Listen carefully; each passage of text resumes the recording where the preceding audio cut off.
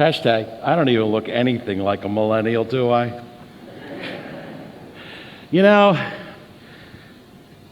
problem is none of us look like who they think we are. I'm here to tell you that I don't believe there is a millennial problem. I don't believe there is a generational problem at all. I believe that companies are spending millions of dollars to find out how to solve a problem that they have created in an effort to explain their inability to lead, their inability to manage. So they bring in consultants who sit, look at the employees, and take stabs in the dark. They take guesses. They fill out charts. They give them quizzes. Yep, get a crystal ball. Go see Angela, the psychic reader across from my office. She's going to give you the same advice a psychic does. She is so much cheaper. So much cheaper than a consultant. Because here's the problem. What we do is we stare at a problem. We stare at the problem and we look at it until we think we can find a solution, because what we really want is we demand followers. We want people to follow us. And that's what we think management is. I've spent my life as a trial lawyer and as a professional mentalist and mind reader. I watch people for a living. It's what I've always done, and it's been my passion. But everything started to come clear to me when, in the mid-2000s, I sat in Dauphin County, Pennsylvania.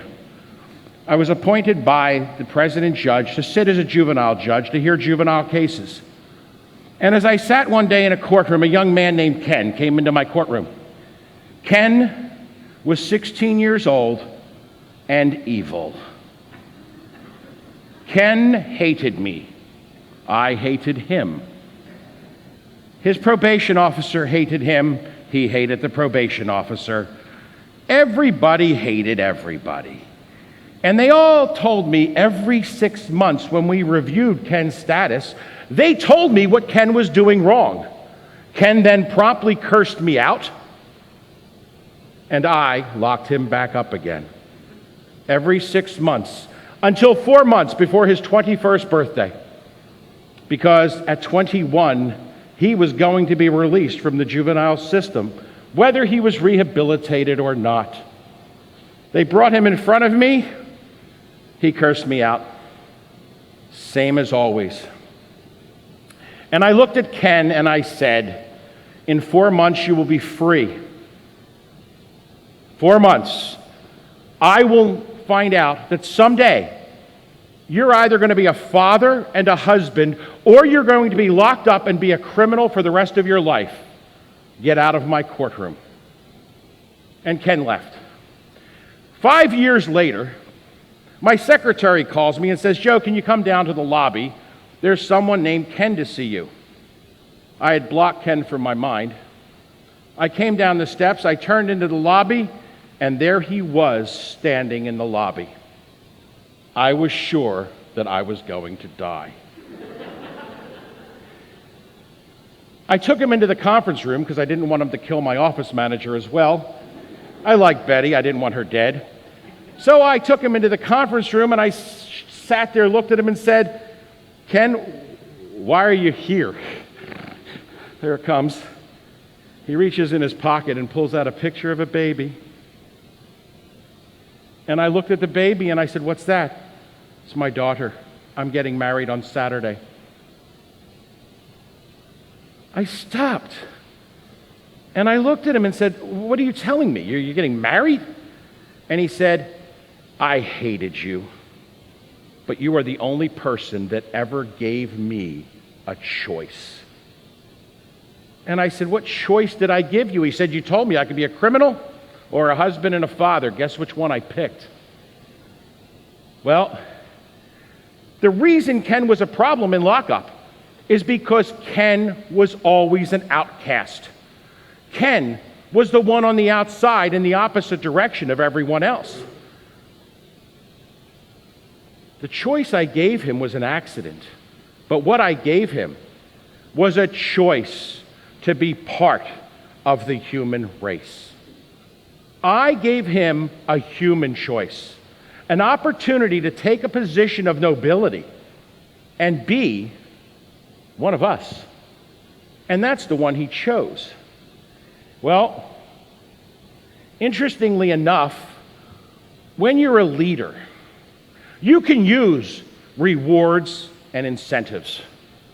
And you can lure your people to do things, but those incentives will only last until those incentives run out, or until someone else offers more money, more benefits, and then the incentives dry up.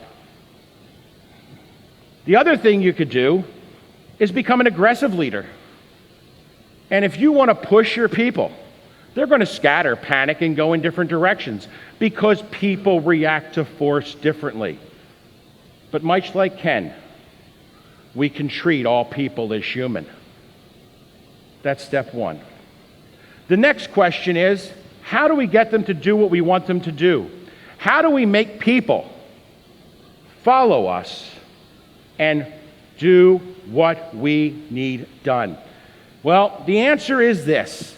Everybody's inspired by a cause. Everybody wants to be drawn to something. This morning alone, I got 4 notices on Facebook that people had birthdays and they wanted me to donate money to causes because that's important to them. And those donations make them feel good. It makes them feel like a part of something. And those requests were not all from millennials, Gen Z, baby boomers. There was even one from someone in the silent generation. Every generation reaches out because they want to be part of something. They want to be drawn in. People want to be a part of something bigger than themselves, bigger than their leader. So, how do we give people a cause?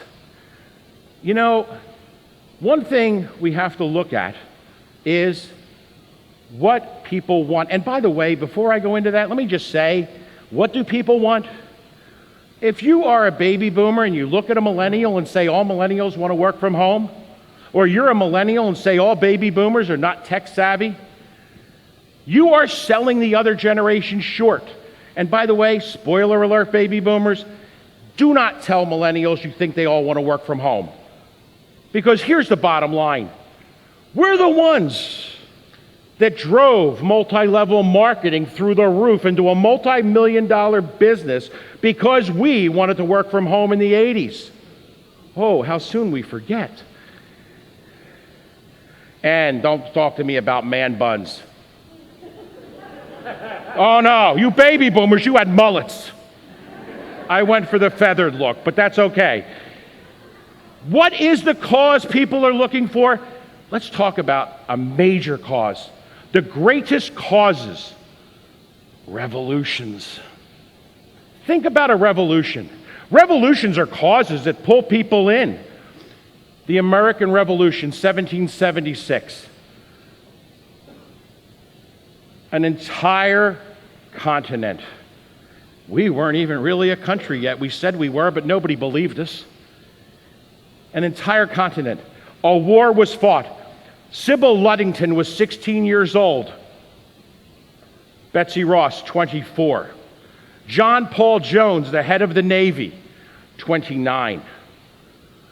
Benjamin Franklin, George Washington, baby boomers, and at 79, Samuel Whitmore went into war as a member of the silent generation. But all generations fought together side by side. Why? Because it was a cause they could believe in. They were human, and they found a cause they could fight together for. Because that is what we want. We want to be drawn to a cause. We want to pull together. I'm not suggesting we start a revolution. But if you make your company more innovative, you can create a revolution to become more powerful and a cause that people can follow. So the Revolutionary War Here is what the people did. They pledged their lives, their fortunes, and their sacred honor. What a commitment. Can you imagine if your employees committed like that? Could you imagine if your team members worked that hard? Well, the next thing you need to know is you need a big vision. Your vision has to be so big that everyone wants to be a part of it. So big that there is room for everyone. How big? How big? Well, we choose to go to the moon. Some of us remember that phrase. Some of us might even see it on the screen in a moment.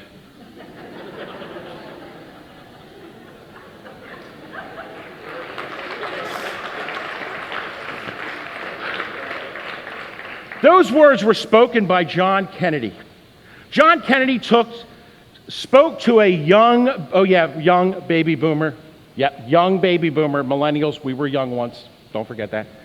He spoke to a young baby boomer generation and said, "We choose to go to the moon, not because it is easy, but because it is hard."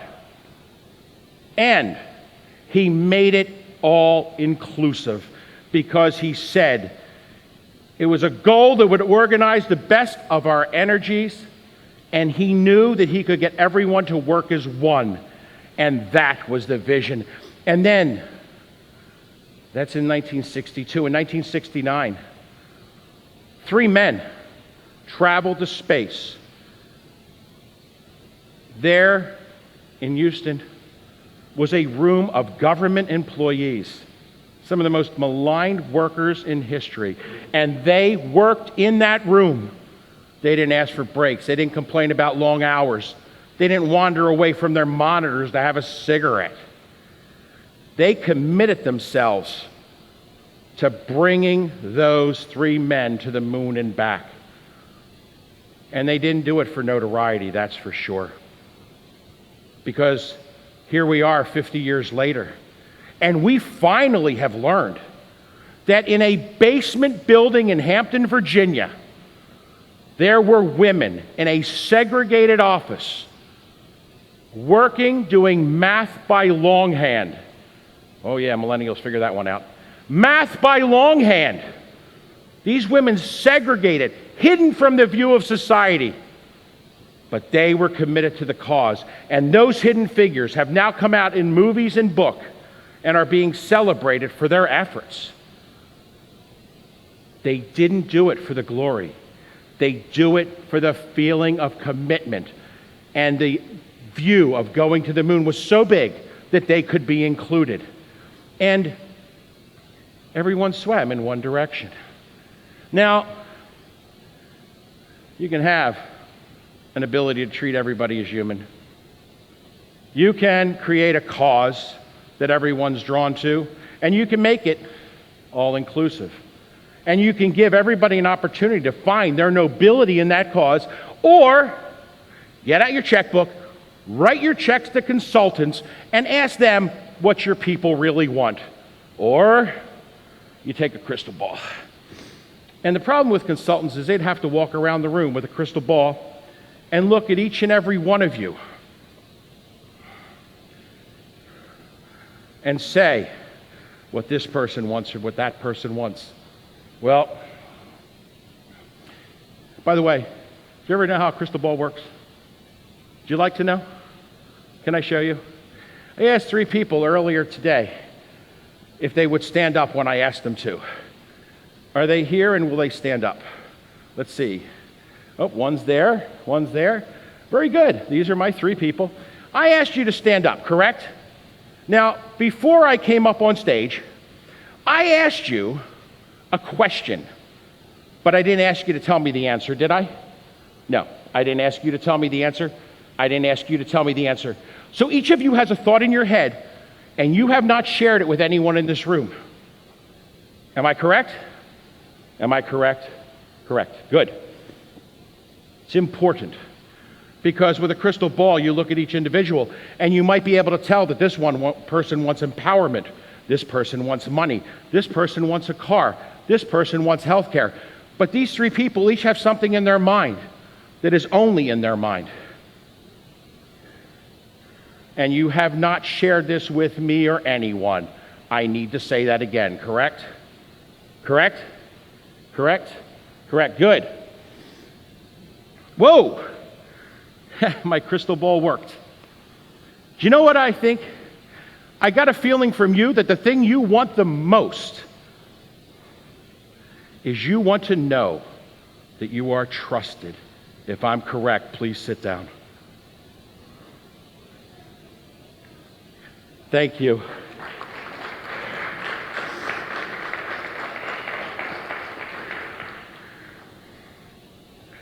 Oh, you're young.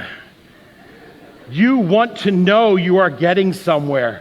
You want to know that you're getting better. You want to know that you are growing into a professional. Am I correct? Yes, thank you. That's one of my favorite. You just want to know you're appreciated. Thank you.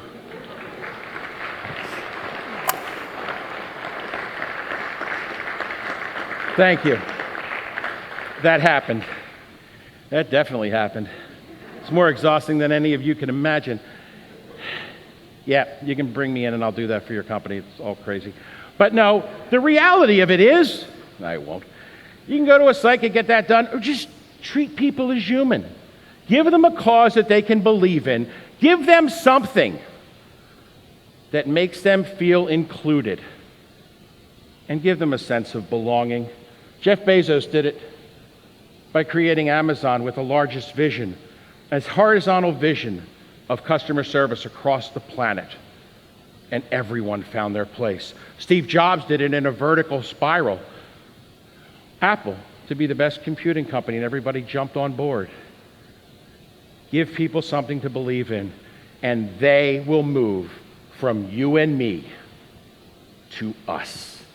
And then you have your unifying vision where everybody is the same. That is what you need, because a true leader, a true innovator is truly a wonderfully great influencer and persuader. Go innovate, be successful, and act as one. Thank you.